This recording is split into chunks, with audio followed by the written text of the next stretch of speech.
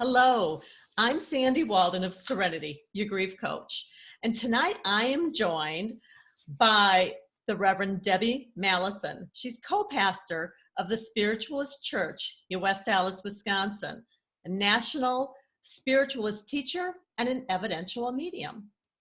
Thank you for showing up with us tonight, Debbie. Thank you for inviting me. So, the Spiritualist Church, can you tell us a little bit about what that means? Spiritualism is the science, philosophy, and religion of continuous life. So we believe in God. We see God as an infinite intelligence and a collective consciousness of all living things. We believe in personal responsibility. So what that says is we believe you do something, you own it. You're here to make mistakes and learn. That's why we take this journey. So you're not expected to be perfect. We believe that when your physical body is finished with this journey and tires, however that looks, that your soul lives on for all eternity. Wonderful. So our beliefs are simple. I like that very much. Thank you. So I work with people who are grieving the death of someone that they love. And not everybody simply takes a breath and then is gone to the other side. Right. So what if somebody has had a traumatic death, if they have taken their own life, as my son did with suicide, if they were involved in a murder or a crime or something that people are really overwrought, are these people going to suffer? And I'm going to give you my answer based on my years of doing mediumship. And I have never once had a spirit, a soul come through and tell me that they actually remember their transitioning or how they stepped over the other side. The soul is pulled right before that happens, is what we are taught. So very painful leavings. It's the people, those of us left here, that's very hard on us. But that soul does not carry that memory. They do not carry that memory. I've never been taught that, and we're grieving the physical loss here, and we do, and we have to go through that. But they are stepping over, and we are told constantly, what is it like? What is it like? And we're told it's like taking a step. It's like closing my eyes. Sorry about my dog. It's like closing my eyes and opening them again, and I'm in another room. It's painless. They are never, never, never alone. Very often they will come through and say who met them. But they will never be alone. No one will cross, even with all what's going on now, and people say these people are stepping over to the other side alone. I promise you with all my heart, no, they're not. There are those in the room with them from spirit that are putting their hand out and taking them. It just doesn't work that way. That's really comforting. Yeah. So if it's someone are they going to be punished? No one is ever punished. That is just something that man created for control in organized religion. Never has a spirit come through and said that. When we cross to the other side, what we have been taught is what is called the life review is not by someone else looking at us, judging at us. It is us looking at our life without the emotion that humans carry, because emotion is a human thing. Looking at our lives objectively and saying, what lessons did we learn? What do we need to do better? Boy, we probably didn't learn that real well. We have never, never, never. I have given readings of people who have stepped over that day, brought them through. Even if they didn't believe at all. I have brought people through that didn't believe at all before they crossed. And yet there they are because they realize they can. And I've never had anybody tell me. That method of how you're going to step over is decided, we are told, before you come here. When you decide your journey and we're taught you pick your parents and you pick it's not that the day-to-day details are planned before you get here, but it's, I need to learn the lesson of compassion. I need to learn the lesson of independence or dependence, or I want to learn isolation or love or whatever. So you choose a journey that gives you the opportunities to learn those lessons. How you're going to leave and when you're going to leave, that's decided ahead of time. So the method of leaving is more for us here to help teach us lessons than it is for that soul. So you can never leave before you're supposed to, ever. So this is why you have so many people where things happen and they'll say, well, they walked away from that. It wasn't their time. It's real simple. As hard as that is for us, and I understand completely that it is. Really well put. Thank you for explaining that. I love that. So you're an evidential medium. Right. Can you tell me a little bit about what that means? Spiritualism teaches evidential mediumship. So when you are connecting with someone on the other side, the biggest thing to remember is it's a conversation. They are people. So they can talk in their own way. They use mental, and they impress words, pictures, thoughts on you. You're talking to them in your mind. So they can give you, they want their message through. They go to a lot of work to get to do that. So they can give us, we can say to them, well, how do I know that you are Grandma Sue? And they will maybe show blueberry muffins because that was Grandma's specialty. They will show you things that are exclusive only to them so that the person sitting there waiting for the message will accept them. Now, you go to different mediums, what you have to watch when you're going to mediums, because there's a lot that are not true, or sometimes they're connected and they can't maintain that connection, which I think is a bigger problem. So they know the mechanics of mediumship. They know how to connect to a spirit, but to stay connected for a half hour or whatever, that's where all the work comes in. So if someone says, you know, your grandma's here and she just loves you, she knows you're going through a hard time, but know that she's around you and she loves you. Now, immediately, maybe you're smiling, but then you get in the car and drive home and you think, wait a minute, how do I know that was my grandma? You don't. So a medium who's really ethical and moral and really trained is going to say, it's Grandma Sue. She never combed her hair because she's going to present, or she baked these cupcakes, or sometimes she hated cooking. She did it because she had to. Any of these memories, they can give years sometimes. I'm very big on, we all have strengths that we get. I get a lot of numbers. So I'll get, sometimes it's a year of something that took place in their life. Sometimes it's an age of their passing, an age of the person. Maybe the person I'm giving the message to, I'll say, you know what, he keeps giving me 54. I don't know. And they'll be like, when I was 54, I got divorced. And that's that connection. So what you're looking for when you get a reading is evidence. You're looking for validation. You're looking for details that the medium would have no way of knowing. But if that spirit is really standing there, they will have no problem coming up with things. And a medium who's developed is going to keep a conversation going. If the recipient is like, I'm just not getting it. I'm just not getting it. In my head, I'm saying to, you know, Joe Smith, like, you know what, you can see she's not getting it. I got to have something. I got to have something else. And they'll reach around for a memory.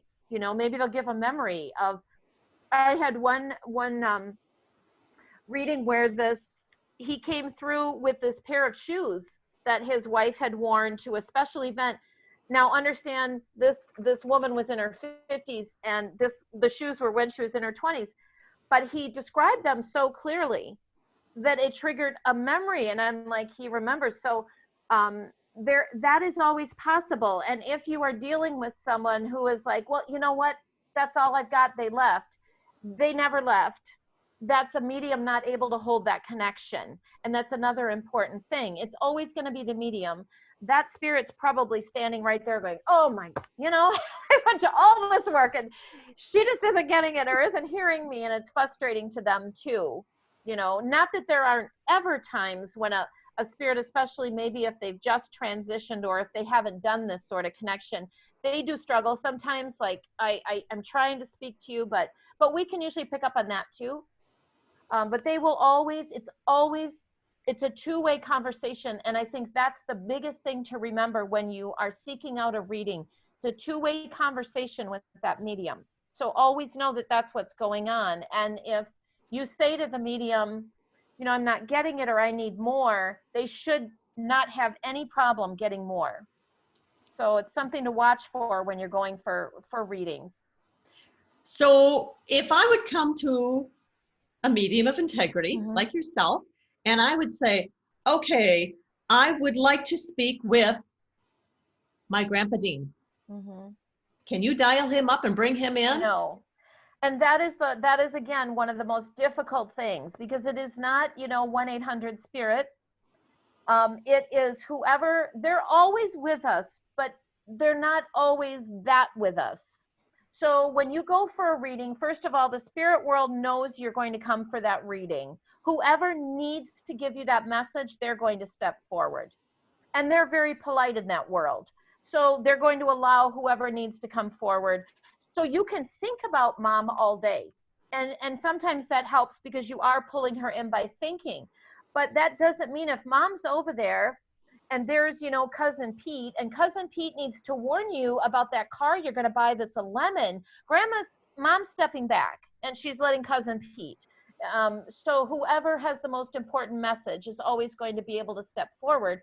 And that isn't always family. Sometimes it's someone that you worked with for many years, and maybe this person was very lonely. I've had this happen. I had a reading when in the beginning where in church, and I'm telling this woman, she was a retired post lady, and I'm describing this woman, and I'm saying, and this woman is shaking her head. I have no idea. I have no idea. I have no idea. All of a sudden, the spirit shows me her house. And I start describing this house, and she says, oh my gosh, I delivered mail to her for years. And she always used to stand at the door and say, hi. Why would she come through to me? I said, because she was lonely and you were kind to her. And she remembers that over there. So, we don't know. We tend to think of maybe 4 or 5 people when we go to a medium right away, those instant ones. We have crossed paths with hundreds of people in our lives. We don't know who we affected. Maybe somebody who was scrubbing the floor, in an office building, and we stepped around their bucket and smiled at them. And maybe no one else ever did that. That message could come through one day. And we're going to be like, I don't know who you're talking about. I don't know. But then they're going to phrase that day. So you cannot control who comes through. You can try again. You can think about that person and try, but if it's not a guarantee. So I send out an invitation and see who will show up. Right. And also, and another thing, some people bring a picture and they want to show a picture and I won't even look at it. First of all, I'm clairvoyant, so I see the spirit to me. I don't want to see that picture because now that colors my evidence. Second of all, a medium of integrity does not need to see a picture because whoever is around you, they're going to see. They don't need to pretend that they're seeing this person. So again, these are things to watch for when you're looking for a reading. Good, good. So I've heard and read all sorts of things about, well, your loved one died, so you can't possibly go to a medium for 6 months. They need to be in this place of healing for 6 months, or you can't go to a medium and hear from your loved one for a length of time. And many people will have almost marked on a calendar. Do you feel like there needs to be a length of time? And if so, what does that look like? No, that time period for coming through to a medium is completely up to the spirit. As I said, I've done readings the same day. There's also been readings where it's 10 years before that spirit comes through. That time frame, first of all, there is no sense of time over there. It's a matter of feeling for them, when they feel rested, when they feel comfortable coming through. Now, what some mediums will do, there are mediums who make that decision. I will not sit with a grieving person until it's been 6 months because they have their reasons for thinking that it's unethical or maybe that person needs to go through stages. So, if the medium says to you, my rule of thumb is 6 months, and that there are a lot that do that, or a year or whatever, then that's one subject. But a spirit will come through when they are ready. Now, you could go 2 weeks later and not hear from your whoever, but it's up to them. So no, there is no time frame from spirit for that. Perfect. That's really good to know. So can I get hooked on mediumship? What if I've had a reading with you today and I thought it was so amazing. I want to have another reading. I want to talk. I really miss talking to my son, Mike. So we talked to him today. Can we talk to him again on Saturday? And then can I set up 2 meetings next week? Is there a point when it becomes too much? It is. People become what we call mediumship dependent.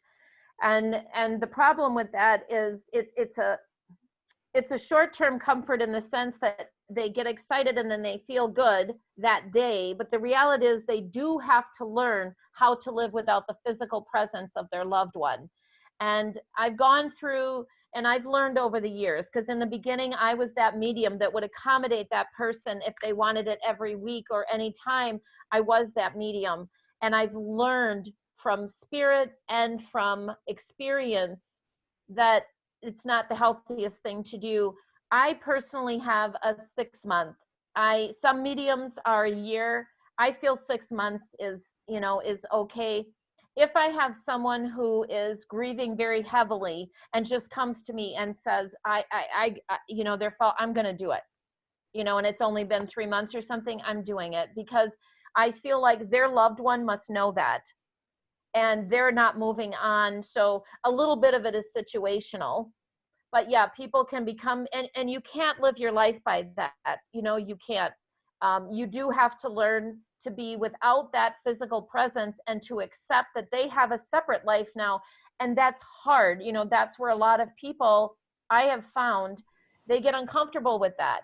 They love the idea that their loved one is living on, but they don't want to think that their loved one's having a good time without them, right?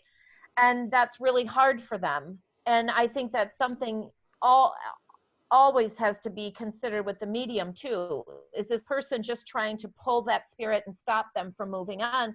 Because they feel that when we are calling to them and grieving, of course they feel that. And you have to find a balance. So for me personally, a lot of it is situational. If I see the people need it and I can feel, I sort of trust in spirit, like I'll ask, what should I do? And if they say do it, I'm going to do it. But if I get a random phone call from somebody I don't know and I give them a reading and then I'm going to say, well, in 6 months, you can call me in 6 months, because I don't want to be that. So I know that's a lot of different viewpoints for that answer. I just realized, but it's the truth. It is situational. And that makes a lot of sense, because it's what I'm hearing is if someone is in great distress, yep, you're going to do it. But you don't want people to become dependent. You would like right. to become healthy and realize this person is in their life, but it's not a 24/7 sort of. Well, and some people just can't, there's no, as I'm sure you know too, and the people you work with, there's no rule book that says you go through this phase for this long and this phase. Some people really can't cope at all. And maybe maybe hearing from their loved one too much for them is keeping them alive. And you as a medium, you have to make that judgment. And I just, like most mediums, I'm sure, I use spirit. Sure. And I just say, am I seeing, because I'm going to react to tears, but I ask. And sometimes the comfort you give is just human comfort rather than calling in their loved one.